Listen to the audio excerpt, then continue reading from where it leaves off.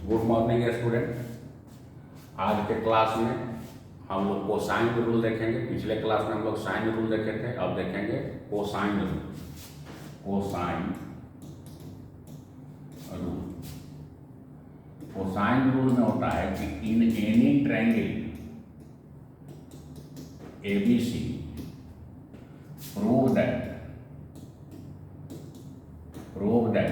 First में है कि cos A equal to B square plus C square minus A square by होता है 2BC, जहाँ ABC small ABC side of the triangle है।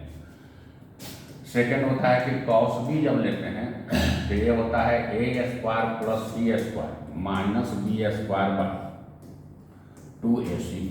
और थर्ड है कि cos C लेते हैं तो cos C में होता है A square plus B square minus C square by 2AB।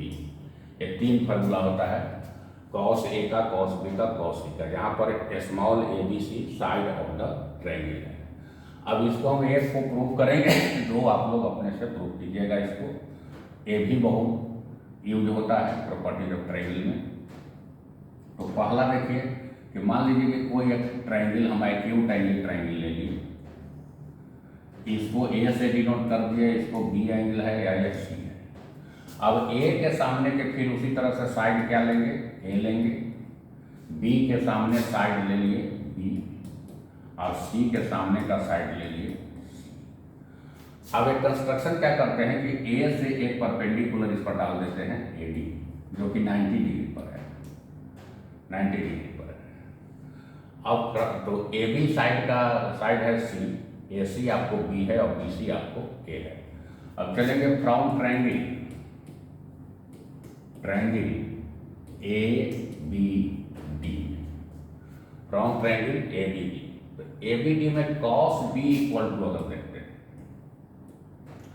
तो cos B में क्या होगा, बेस होगा, ये D पॉइंट है, बेस बाई हाइपोटेन्यूज होता है, तो बेस आपका है BD और डिवाइडेड बाई क्या हो जाएगा AB। तो BD का जो वैल्यू होगा वह हो जाएगा AB इंटू cos B। अब AB का वैल्यू कितना है, AB का वैल्यू C है, ये हो जाएगा C इंटू cos B। ये पार्ट का वैल्यू हो गया C into cos B। BC का वैल्यू A है, तो CD का वैल्यू कितना हो जाएगा, CD का वैल्यू पूरे BC से अगर माइनस हम कर दें BD को तो CD का वैल्यू मिल जाएगा। तो CD इक्वल टू हो जाएगा BC का वैल्यू, देखिए कितना है, BC का वैल्यू A है, तो A माइनस BD का वैल्यू आपको कितना दिया हुआ है, तो BD का वैल्यू दिया हुआ है C इंटू cos B। इसको इक्वेशन नंबर। अब इसी ट्रायंगल में देखो कि साइन B इक्वल टू कितना होगा। तो साइन B जो होगा, ए एंगल हम ले रहे हैं, तो ये परपेंडिकुलर ए है, तो AD बाई क्या हो जाएगा AB, AD by AB। AD का वैल्यू निकाल लेना है यहाँ। तो AD का वैल्यू जो होगा ये लिख सकते हैं AD बाई AB का वैल्यू C है, देन AD का वैल्यू जो हो जाएगा वो हो जाएगा C इंटू साइन B। तो अब देखिए AD का वैल्यू हमको मालूम हो गया, CD का वैल्यू मालूम हो गया, AC का वैल्यू मालूम है। तो राइट एंगल ट्रायंगल का रूल लगाएंगे, तो हम लिख सकते हैं कि फ्रॉम ट्रायंगल ACD में राइट एंगल ट्रायंगल है तो पाइथागोरस रूल से लिख सकते हैं AD का स्क्वायर प्लस CD का स्क्वायर इतना इक्वल टू क्या हो जाएगा, AC का स्क्वायर हो जाएगा, लिख सकते हैं ऐसा। अब देखो कि AD का वैल्यू आपको कितना है, तो AD का वैल्यू आपका है C इंटू साइन B, तो C स्क्वायर हो जाएगा इंटू साइन स्क्वायर B हो जाएगा, प्लस CD का वैल्यू आपको है A माइनस है C cos B, इसका होल स्क्वायर हो जाएगा, इतना इक्वल टू AC का स्क्वायर। तो AC का वैल्यू आपको कितना है, B है, तो इसको B स्क्वायर कर देंगे। अब इसी को सॉल्व करके तो एक रिलेशन हमको मिल जाएगा, क्या हो जाएगा कि C square sine square B plus हो जाएगा A स्क्वायर प्लस हो जाएगा C square cos square B minus 2AC into cos B equal to B square हो जाएगा।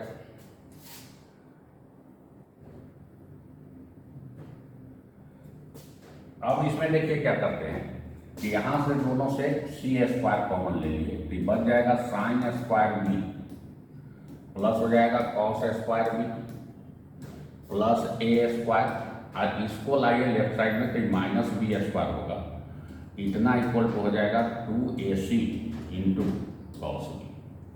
अब देखिए sine square B plus cos square B 1 होता है, तो ये हो जाएगा C square minus plus A square minus B square equal to 2ac into cos B होगी। तो कॉस बी का वैल्यू जो हमको मिल गया वो हो जाएगा A square plus C square minus B square by 2ac। Proved हो गया। इसी तरह से हम कॉस ए और कॉस सी का भी वैल्यू निकाल सकते हैं। ये दोनों वैल्यू आप अपने से प्रयास कीजिएगा, इसका भी बहुत महत्व है। यहाँ पर 2 साइड दिया हुआ रहेगा, एक एंगल दिया हुआ रहेगा, तीसरा साइड को निकालने के लिए, एंगल को निकालने के लिए इस रिलेशन का बहुत यूज होता है प्रॉपर्टीज ऑफ ट्रायंगल में। इस पर ध्यान दीजिएगा और इसका 2 रेस्ट पार्ट जो है वो अपने से बनाने का प्रयास कीजिएगा।